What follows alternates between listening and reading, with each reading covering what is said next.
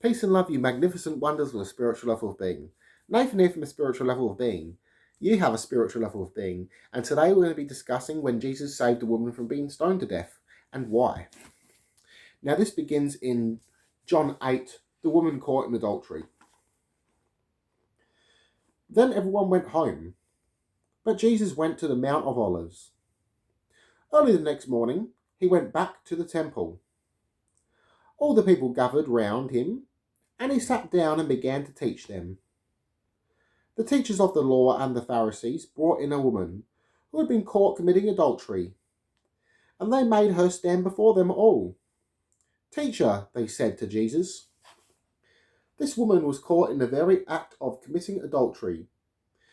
In our law, Moses commanded that such a woman must be stoned to death. Now what do you say?" They said this to trap Jesus, so that they could accuse him. But he bent over and wrote on the ground with his finger. As they stood there asking him questions, he straightened himself up and said to them, "Whichever one of you has committed no sin may throw the first stone at her." Then he bent over again and wrote on the ground.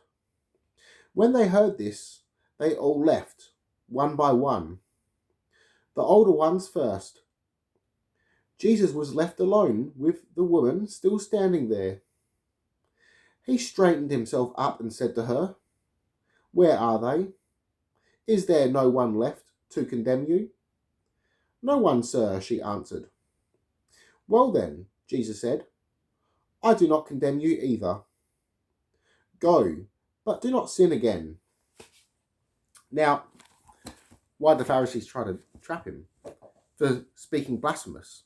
Because they worship Yahweh, who ordered anyone who blasphemes against him be stoned to death, according ones who commit adultery. Yeshua did not worship Yahweh, so they were trying to catch him out with this. He worshipped the unknowable Father and said, "We're all the sons and daughters of the living Father." He said, "The Son of Man is within you. Follow after him and achieve him for yourself." So achieve your inner Christ. Be like Christ yourself. He said that those who follow him and do as he did, they will find themselves doing even greater things. So this is about the Christ within yourself, the inner God within you, so your own personal path. Now this is one reason he rejected the idea of stoning her. Jesus was big on forgiving. Yahweh was big on vengeance. He was a very wrathful, jealous, vengeful God. Yeshua said to the Pharisees, also in John, specifically, he said that you also worship your father, who was the devil. He was a liar and a murderer since the beginning. So he did not worship this war god. Yahweh was a lesser war Canaanite god that demanded human sacrifice and accepted human sacrifice, especially in the case of virgin girls. He loved animal flesh being burnt, which is found in Exodus. He loved animal sacrifices. He would appear before David for having a grand animal sacrifice. So he was a man-eater, as according to the Gospel of Philip. Now, again, Yeshua was against sacrificing. Yahweh demanded sacrificing. He said that if God truly wanted their sacrifice and accepted it, they would be sinning no more. So he didn't want sacrificing. He was saying that the true divine didn't want sacrificing, rather rejected it, as all life is sacred, as all souls are connected. This all makes up the cosmic mind of the Mother Father God. Now, Yeshua belonged to an Essene community. They were mystic Essenes, which, seeing the unknowable Father, they also had the Mother, which was Mother Earth. She was also water. Her essence was water. The Father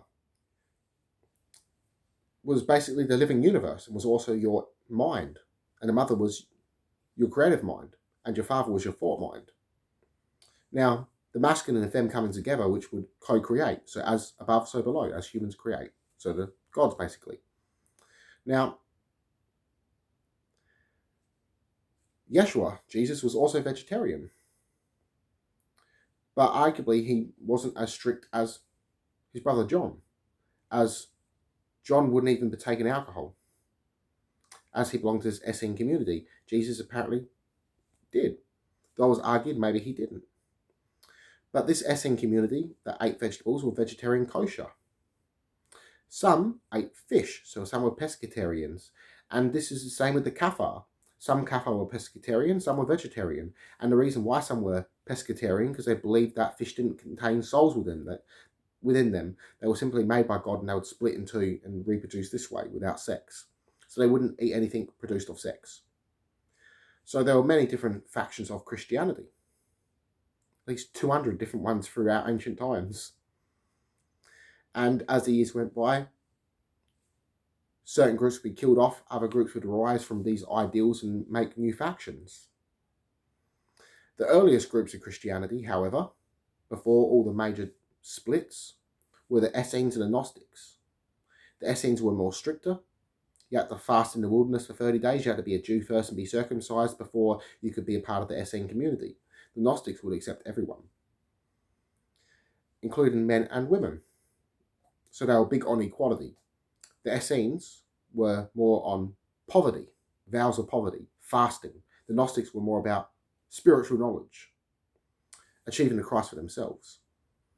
The Essenes had more of the Christ was adopted feeling. So they believed that he was adopted during John the Baptist's baptism. So all the disciples all had different views of Yeshua's teachings. So peace and love, everyone. I love you all. Connect to all my mind and soul. Namaste.